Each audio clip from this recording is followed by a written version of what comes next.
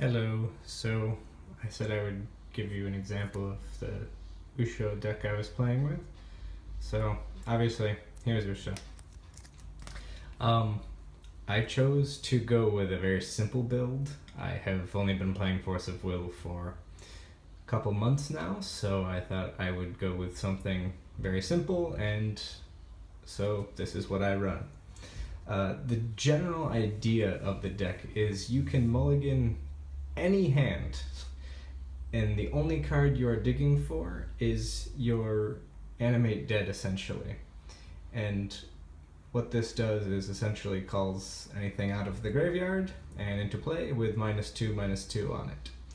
Now, because our entire deck is 1-drops, your goal is to essentially just burn out your hand. Turn 1 being that you play literally any creature in the deck, pitching Kukunoichi to have explode, but you'll likely not have to deal with a creature, or if you do, you destroy it when you explode. But either way, you put Kuku into the graveyard, and then turn 2, you follow that up with your reanimate, and now you've filled your hand, and then starting from turn 3 onward, you are dropping 3 guys, 4 guys a turn, and if you have the opportunity and your first turn play didn't have to explode, you can be pitching necromancies into the graveyard for explode along the way, making anything else you play much larger as you continue.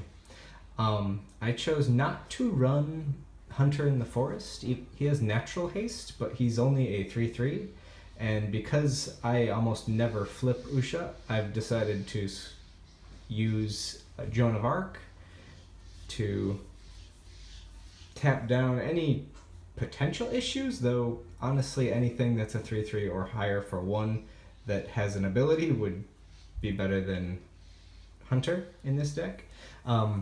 I also decided to use Dark Alice's Shadow Warrior. Because of the -2/-2, you can attack and then afterwards sacrifice it to kill the life-gaining Soul Sisters card that some of the Chronos decks run. Actually, I haven't had too much trouble with Chronos, although it is very close back and forth. The reason being is Sasuke's Suicide Warrior over here, swinging for 2 or more with Necromancy, and then exploding for another 400 damage, the errata. So you can do a lot of direct damage as well. Now, I only run 3 Thunders, and that's only because I left my others in America, and I've been too lazy to get them. So, for now, I'm running 3. Orpheus, the Nether player, I just run a 1-of because he's fun, and you're going to have a million cards in your graveyard anyways, so he's another attacker, fairly consistent. Down below here, I'm not sure what the English name for this card is, but it has to attack every turn. Essentially, it's a 5/1 or 7/3, 9/5, etc. It comes in every turn. It's big. Little Alice is assault, basically the bad version of Asakusa's Suicide Squad. Does 200 damage rather than 3 or 4, but it's a little bit bigger and on the body side, and so it's a little trade-off. I just wanted to go as hard in the paint as possible while still having enough direct damage to finish off a game. Of course, Lancelot, because this card is stupid and broken and should never have been printed, but cool, he does, so he's in this deck. The Succubus, Ebony Devil, just a 5/5 for 1. You take 2 every turn, but they should be dead long before that matters.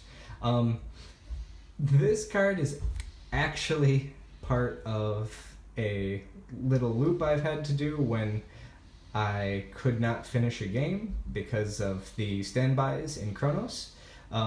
So you attack with your Undead Knight, you sacrifice it, and you bring back Sasuke's Warrior to swing for 2, and then sacrifice for another 4. If you can't swing for 2, and because its body is too small to bring back with your reanimate, you can actually reanimate your soldier, sacrifice it to bring back a Sasuke Suicide Squad, and actually finish the game with damage that way. So I have had to do that loop a couple times. And then, of course, I mentioned Kukunichi before. The deck's fairly straightforward. You just attack and try and burn them out for the rest of the game. The part I guess I enjoy about it is that the mulligans are super simple. You're only looking for the reanimate card, and if you can get reanimate and Kukunichi in your hand at the same time, you're basically going to have infinite gas to burn your opponent out real quick. Stone deck, I don't think could get any simpler. I actually haven't modified this since I changed it a little bit, but so 4 Scorched Bale, 5 of the black stones, and 1 red stone. Essentially, I didn't want to get totally blown out should someone run the card that does 3 Price of Progress, but in Force of Will. So that's that. Very fun deck. I recommend giving it a try, and if you have any questions, feel free to leave me a comment. Bye.